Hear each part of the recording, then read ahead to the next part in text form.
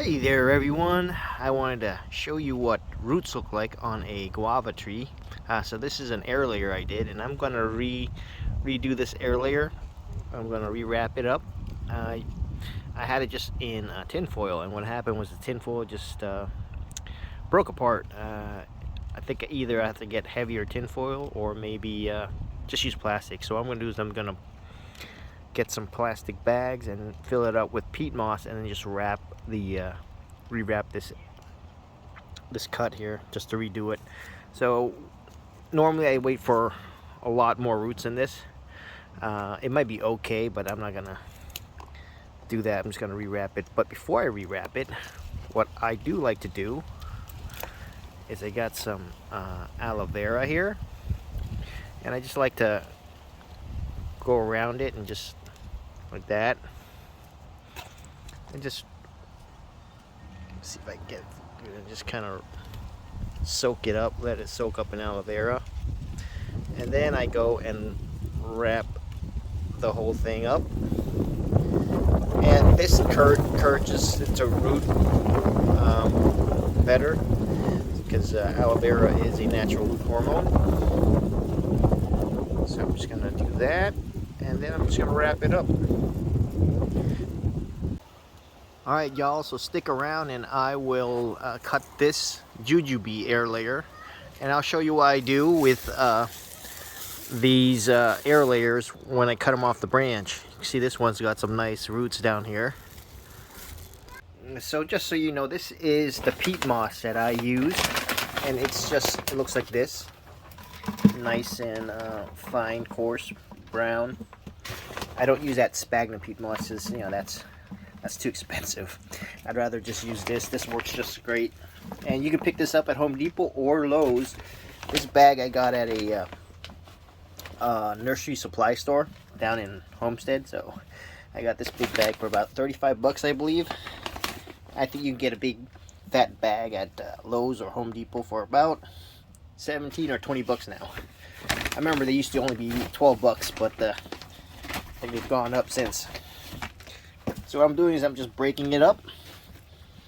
I'm just filling it up. And then what I'm going to do is I'm going to fill some water in there. Just mix it up. And then, looks good. So I'm going to be doing a few air layers today. So I'm going to be mixing up a big batch.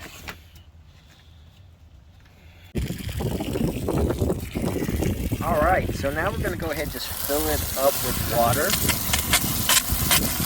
And I like to get it nice and damp.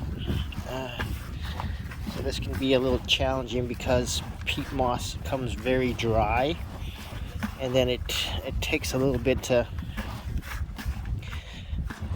get nice and wet. So I'll wet this up really good, and then what I'll do is I will squeeze it out and then fill it up in the bag to wrap the air layer. I wanted to show you another air layer that I'm going to rework, and this one, see, this is why I should stop doing this saran wrap here, because it just kind of falls apart. And then what I do is I'll wrap it in a bag first, like this one. I did this video before, and you can see in here there's a bag in there, and that just kind of keeps it secure. So with the peat moss, you can see here, it looks like, yeah, we got a lot of roots here too, so that's good. So you got a lot of root going on right in there. And I'm gonna redo that air layer.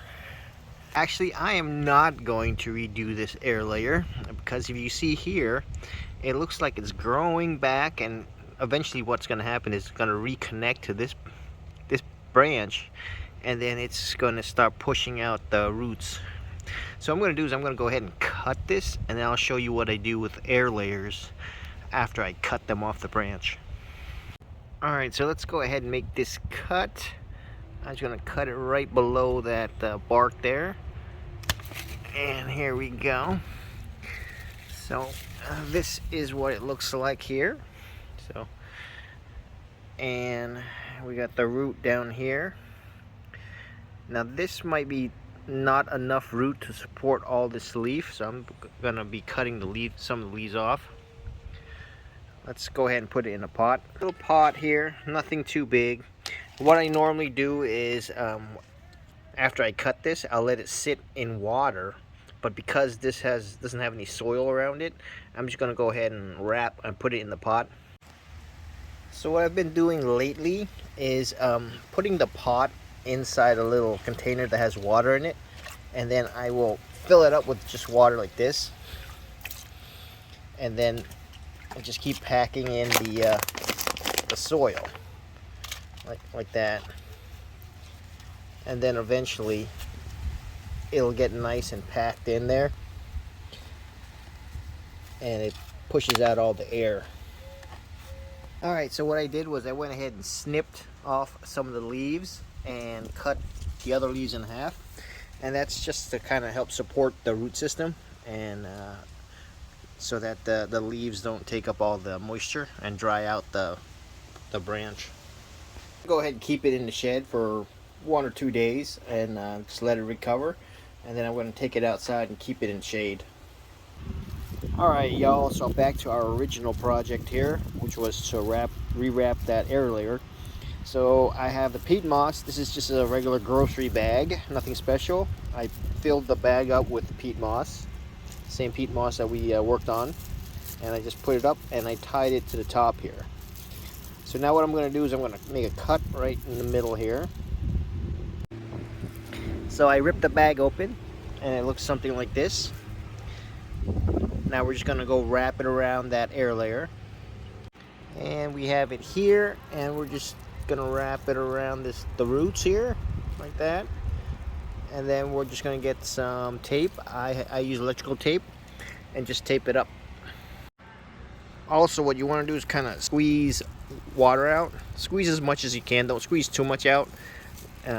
What you want to do is leave some water in there to kind of keep the air layer moist, because it's gonna be maybe 2 to 3 months before you get a good set of roots. And there it is. I wrapped it up with some electrical tape, nothing fancy, just electrical tape I got from the Dollar Tree. And then what I'm gonna do is I'm gonna cut this tip off and then wrap it up with some tin foil. And there it is, our air layer is done.